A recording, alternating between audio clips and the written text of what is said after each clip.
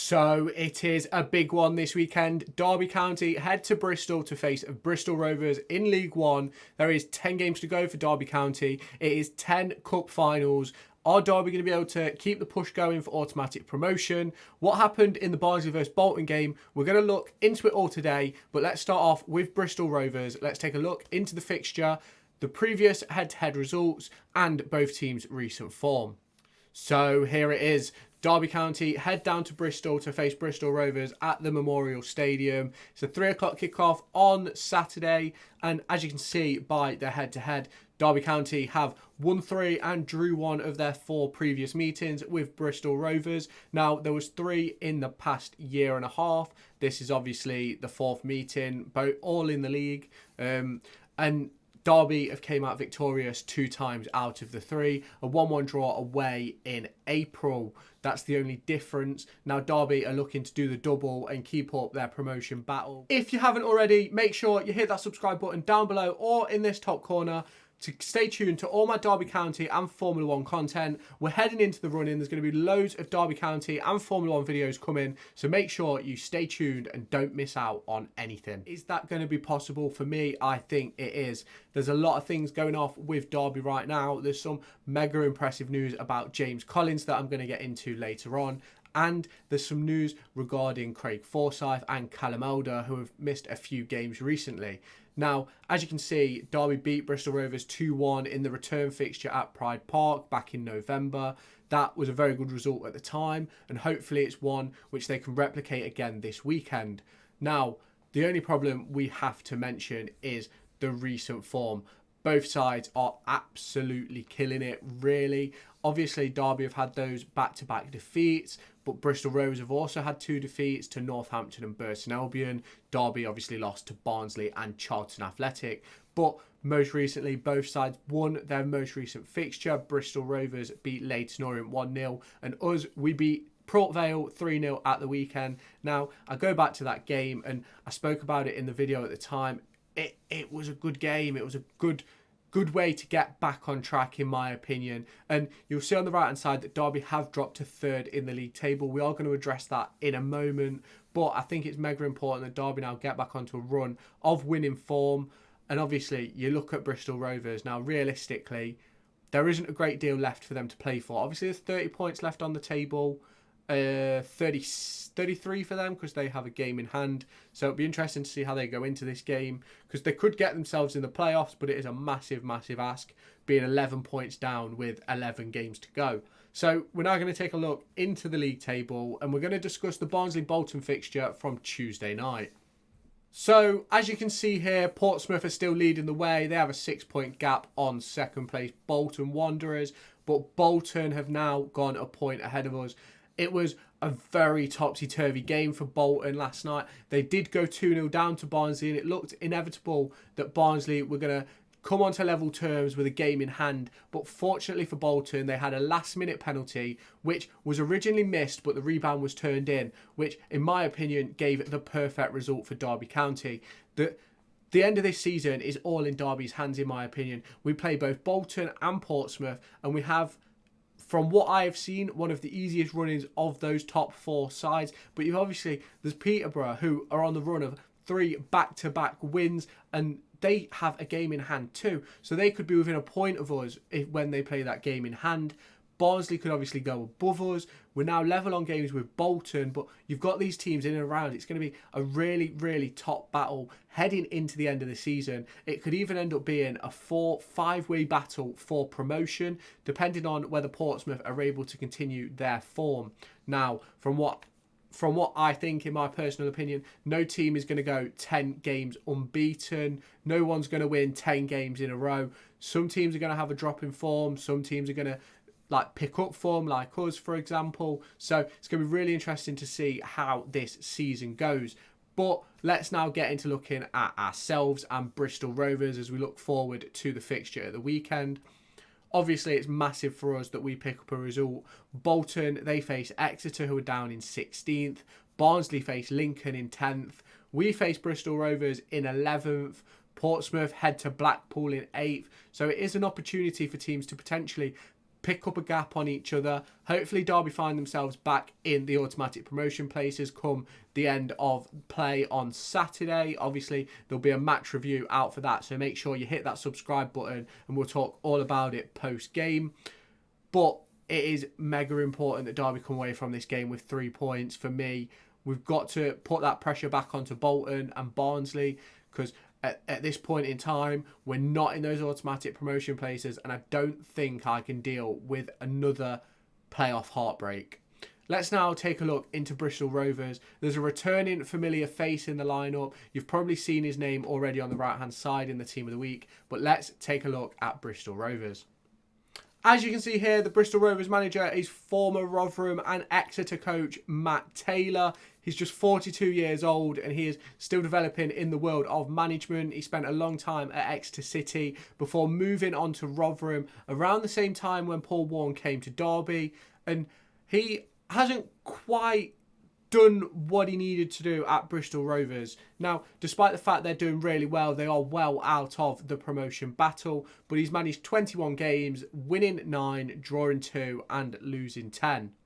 Here is a very familiar face to Derby County fans. 35-year-old Chris Martin is going to return to Derby County. Obviously not return, like he's playing us sort of thing. And it's, for me, this just goes to show that a player who you think is finished might not be. This season, if we just scroll down just a little bit, you'll see that he has 15 goals and 1 assist in 20 starts in League One this season, with a 7.01 average rating and 1,789 minutes played. Now, he has been an excellent signing for Bristol Rovers, and he is one of the major reasons why they are in the place they are this season. He is mega important to their team and their lineup. It's going to be mega important for Aaron Cashin, Curtis Nelson and Sonny Bradley to make sure that Chris Martin is not able to get a whiff at goal, because we as Derby fans know exactly what he's capable of. Paul Warne didn't fancy him in the summer, but Bristol Rovers took that chance and that is paying off for them.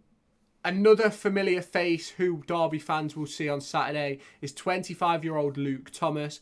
I believe he made his debut for Derby County under Frank Lampard in, I believe it was in a friendly. He may have played a competitive game, but I don't think he played much.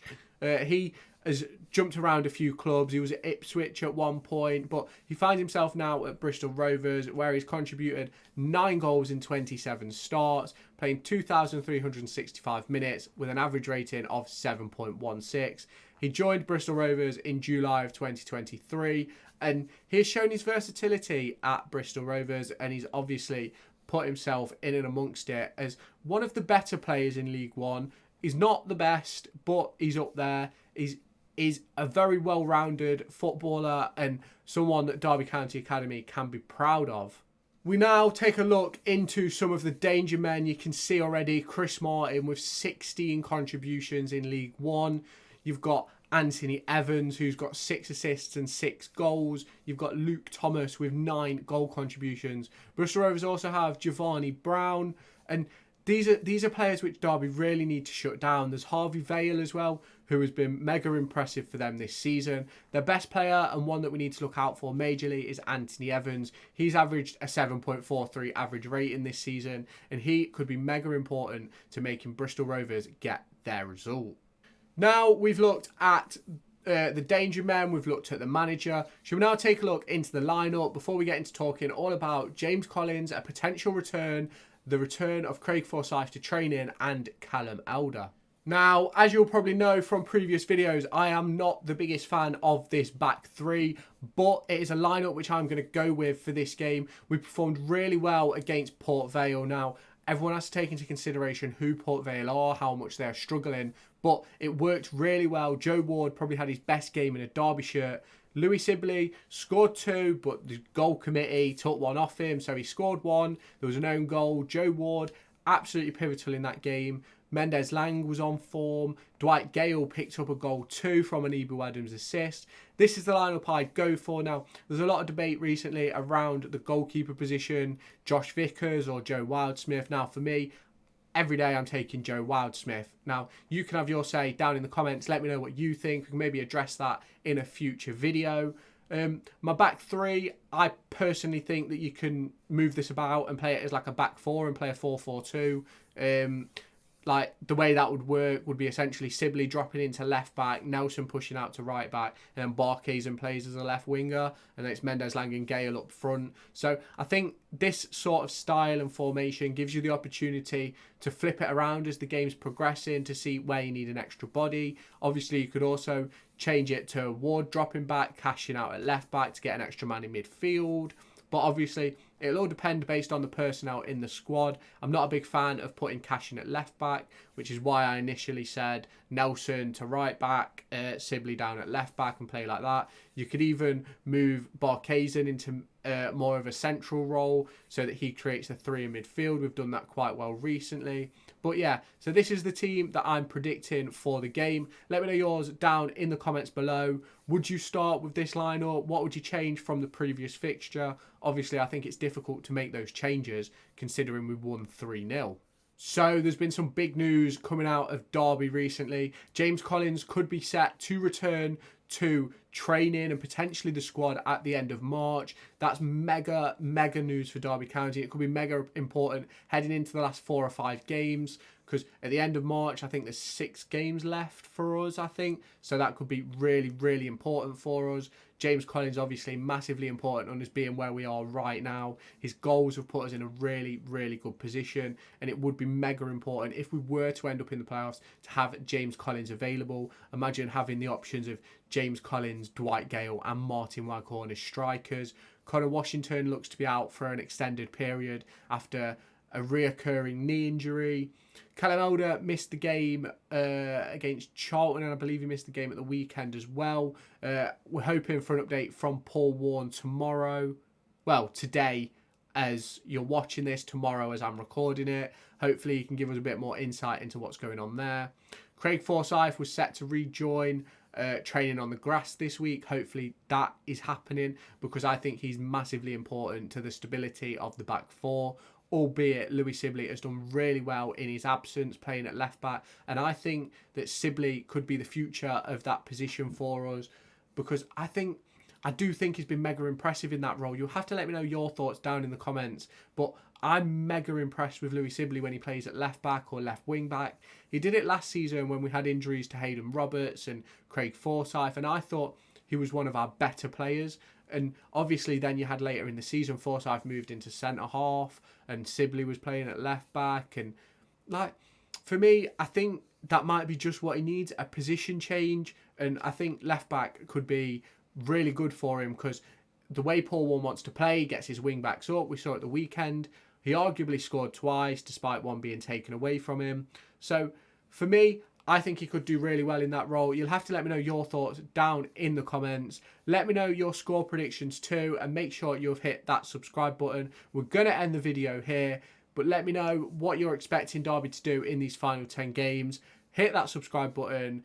Check out the other videos on my channel. We've got loads of F1 content coming out, so make sure you stay tuned for everything that I'm going to be posting, and I'll catch you in my next video. Make sure to go and find me on TikTok, pictured here, and Twitter, pictured here. These are the places where I'll keep you all up to date with all my upcoming videos and my thoughts and feelings around the Formula 1 and football weekend.